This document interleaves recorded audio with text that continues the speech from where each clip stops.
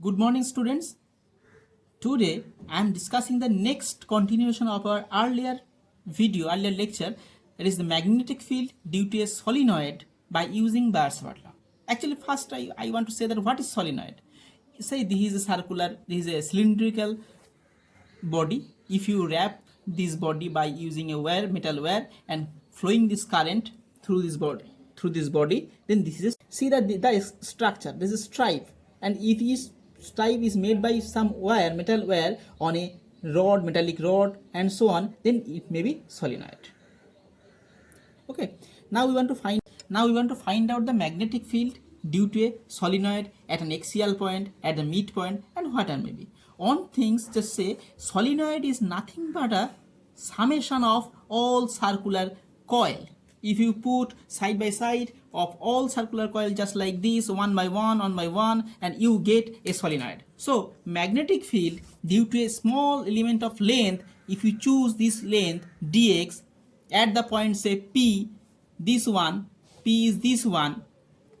If you want to find out magnetic field at the point of P due to its elementary length dx is nothing but a magnetic field due to a particular circular coil. This will be dB equal to now mu 0 by in our previous expression I just in this previous expression we already show that magnetic field is mu 0 I square by 2 into square plus g square whole to 3 by 2. So there is a term mu 0 I by 2.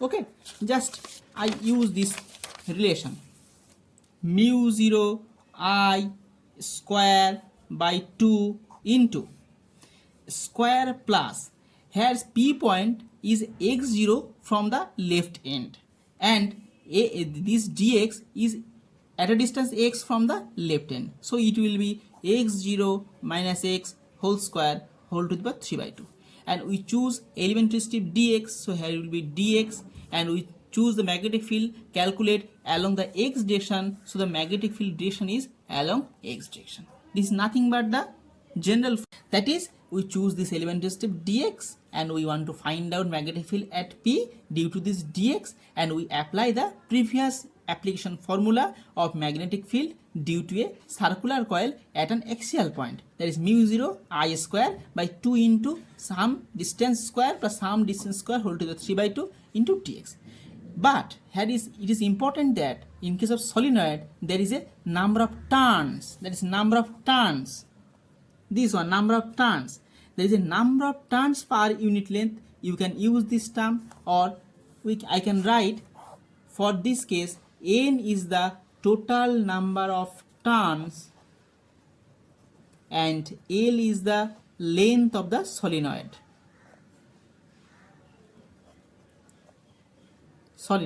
Then n by L, this gives you the number of turns per unit length.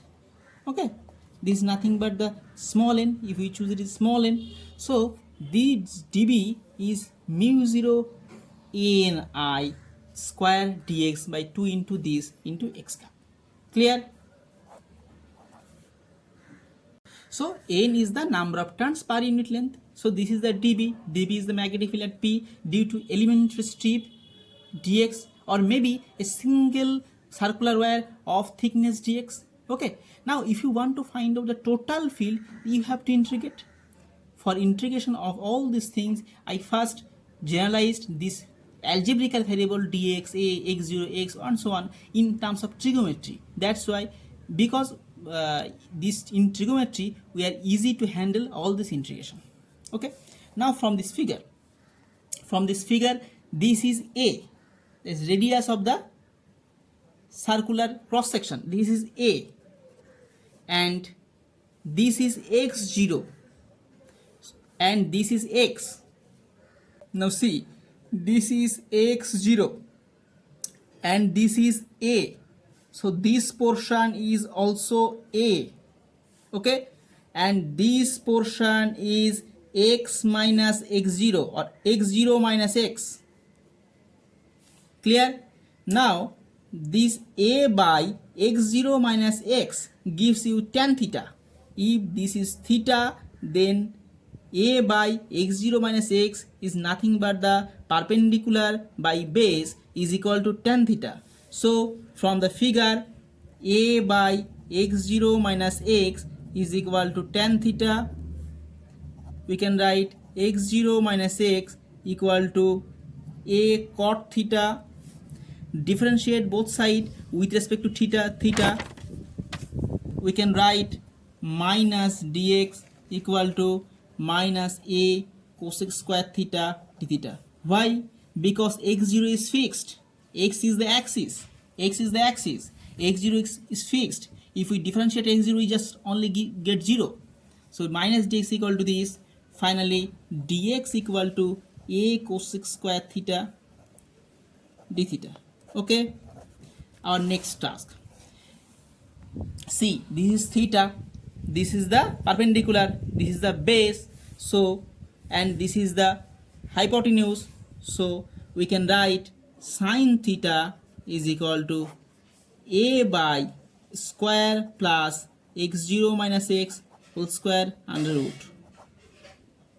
This one, from this relation we can write square plus x0 minus x whole square under root equal to a cosec theta. How beautiful trigonometry is. Now put this expression 2 and 3 in our mother expression 1. We finally get dB equal to mu 0 n square I by 2 into dx, means a cosec square theta d theta by this one whole to the 3 by 2. That is, this will be a cube cosec cube theta, and there is also x cap. After simplification, there is mu 0 n square I by 2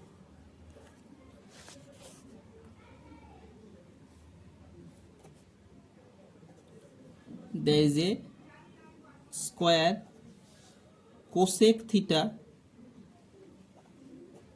d theta into x cap, and finally it will be mu 0 n I, this square cancel out, by 2 into sine theta d theta x cap. This is the dB. Now from the figure, this is the angle theta 1 from this portion. That is, the end of the left annular end makes an angle theta 1 with respect to P. If we increase this theta 1, it maximum goes to theta. There is also theta 2, so it maximum goes to pi minus theta 2. So the limit will be b equal to integration of the dB. The limit will be theta 1 to pi minus theta 2. That is mu 0 ni by 2 integration over sine theta d theta, theta 1 to pi minus theta 2. After integrating, we get x cap mu 0 ni by 2, and finally it will be cos theta 1 plus cos theta 2. This is the general expression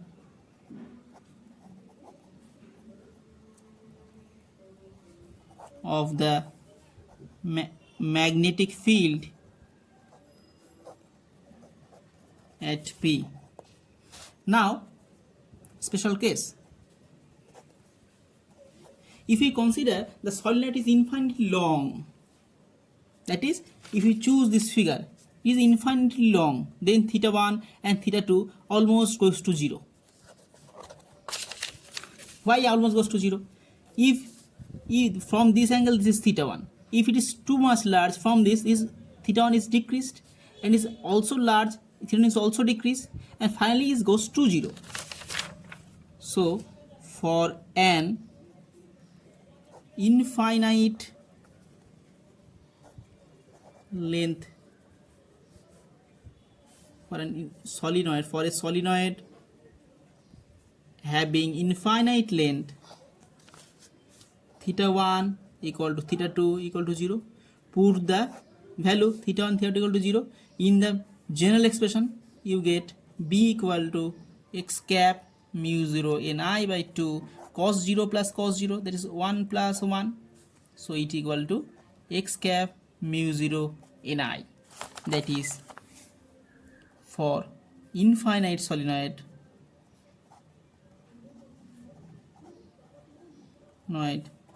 b equal to x cap mu 0 ni. How simple the result is. Now see from the figure, if p is at the right end, at the extreme right end, then what will happen? Then theta 2 equal to pi by 2. Theta 2 equal to pi by 2. Okay.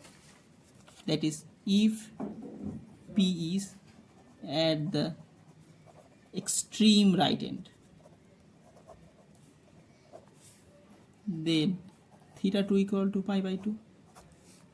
Magnetic field B at end point equal to x cap mu 0 ni by 2 cos theta 1. If similarly, if P is at the left end, B end equal to x cap mu 0 ni by 2 cos theta 2. So at the midpoint of the solenoid, that is theta 1 equal to theta 2, B at midpoint equal to x cap mu 0 ni by 2 into 2 cos theta 1.